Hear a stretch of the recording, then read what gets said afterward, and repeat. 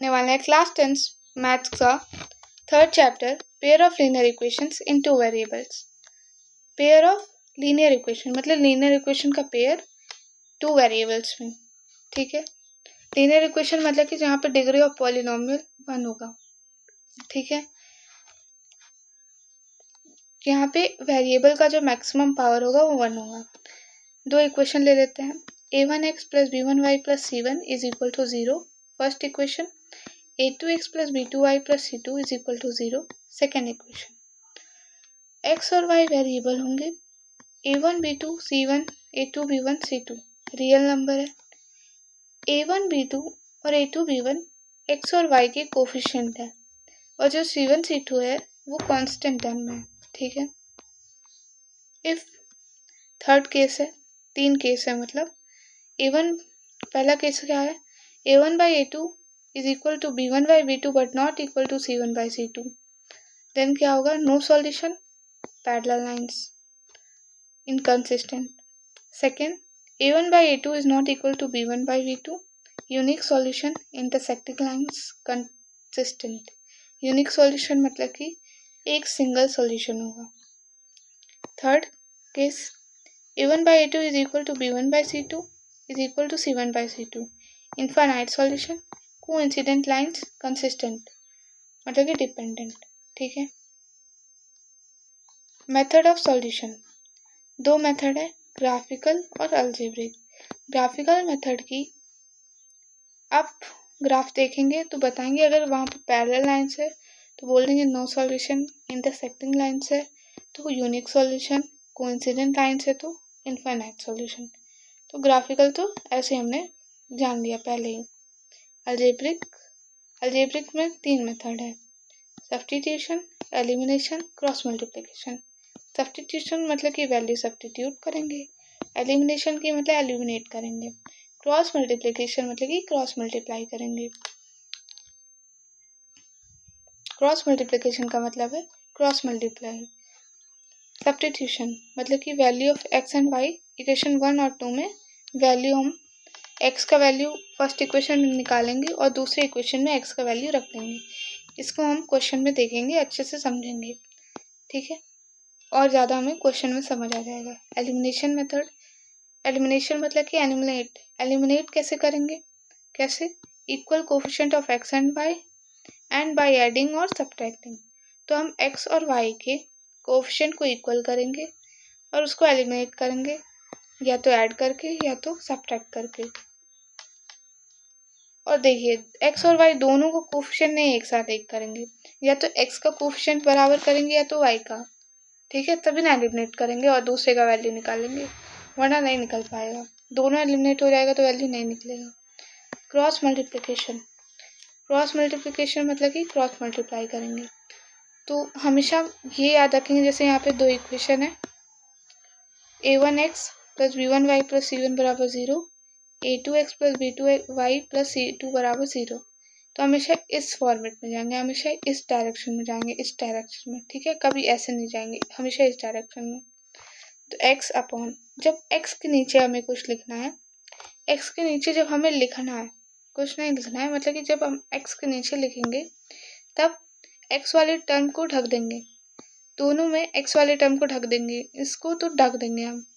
तो क्या करेंगे, b1 c2 upon b1 c2 b2 c1, b1 c2 b2 c1 multiply करेंगे, b1 c2 b2 c1 minus y upon, जब y के नीचे लिखना होगा तो हम y वाले टर्म को ढक देंगे। ठीक है, तो क्या करेंगे, a1 c2 a2 c1 a1 c2 a2 c1, ठीक, multiply is equal to 1 upon 1 क्या है, इसको 1 के नीचे लिखने के लिए मैंने ट्रिक बनाया कि जो 1 है वो कांस्टेंट टर्म है, तो कांस्टेंट टर्म वाला जो है डिजिट आप ढक दीजिए, इसको आप ढक देंगे। तो क्या करेंगे, a1 b2 a2 b1, ठीक।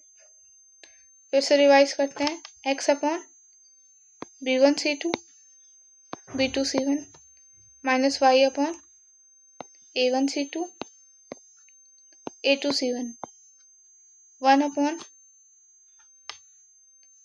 a1 b2 और a2 b1 a1 b2 और A2B1। अब इसका वैल्यू निकालने के लिए क्या करेंगे, वैल्यू निकालना है हमें ना x और y का, इसलिए तो ये मेथड है।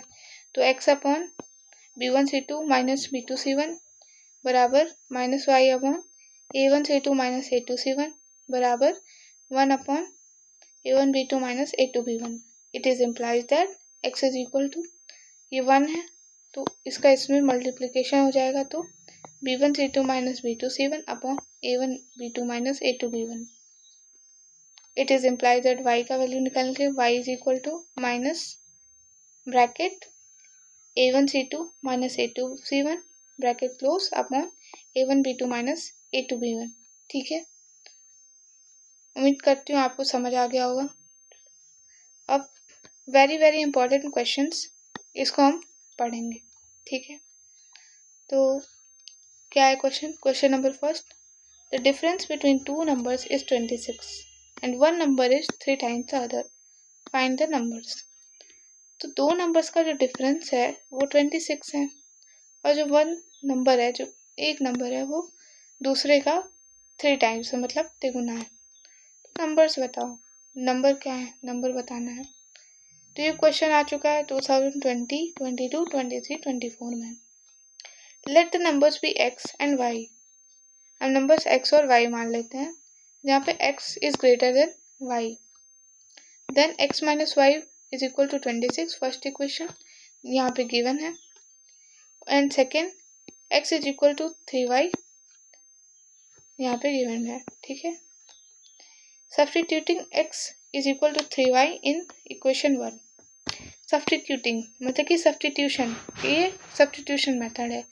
दूसरे का x बराबर जो वैल्यू 3y है, हम उसको पहले वाले में रख रहे हैं, तो हमें क्या मिलता है, we get 3y minus y is equal to 26। It is implies that 2y बराबर 26, y बराबर 13।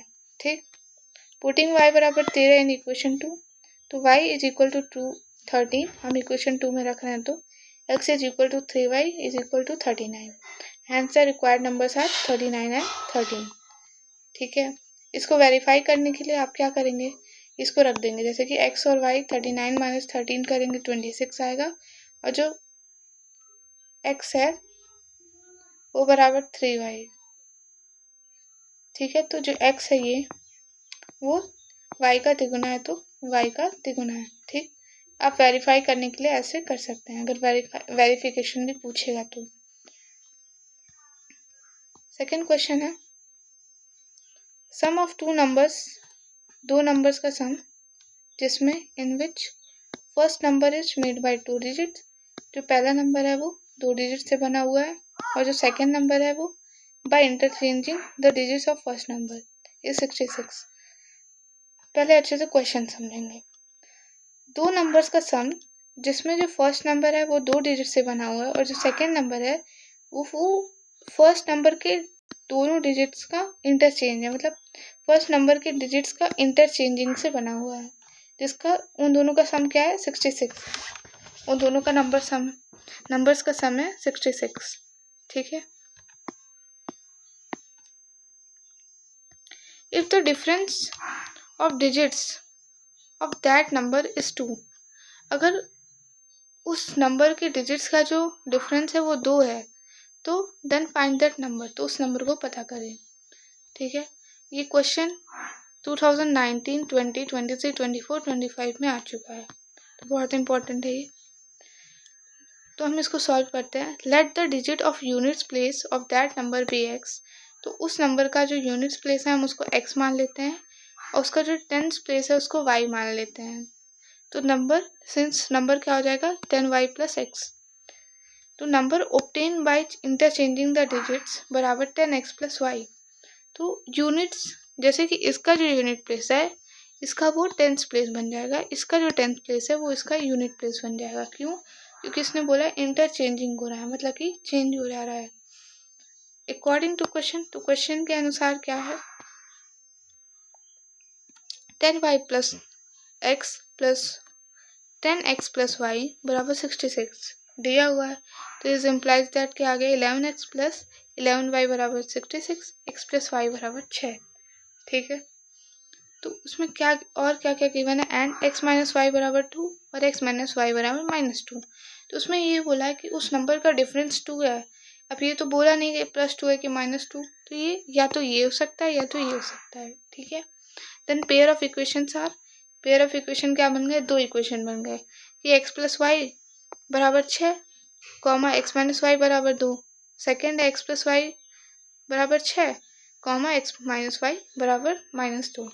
तो जब हम इन दोनों इक्वेशंस को सॉल्व करते हैं तो क्या आता है, तो क्या बोल रहा है, now solving the first pair. तो पहला पेयर जब सॉल्व कर रहे हैं, एक्स बराबर 4 और वाई बराबर 2 आ रहा है, और solving the second pair we get x बराबर 2, कॉमा वाई बराबर 4। तो पहला सॉल्व कर रहे हैं तो ये आ रहा है, दूसरा सॉल्व कर रहे हैं तो ये आ रहा है। सो रिक्वायर्ड नंबर्स आर 42 और 24। तो रिक्वायर्ड नंबर्स, जो नंबर्स हमें मिले हैं वो या तो 42 हैं या 42 है या 24 है, ठीक है। ये क्वेश्चन बहुत इंपॉर्टेंट था और उम्मीद करती हूँ कि आपको समझ आ गया होगा।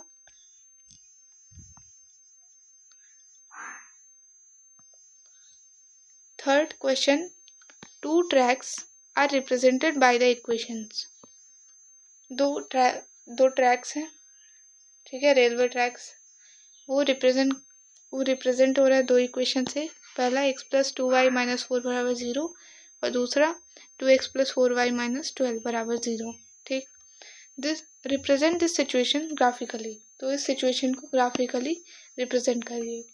आप जब भी सॉल्व करिए ये ग्राफिकली क्वेश्चन, ग्राफ पे जब आप बनाएंगे, ड्रॉ करेंगे तो अच्छे से बनेगा और सही बनेगा, ठीक है।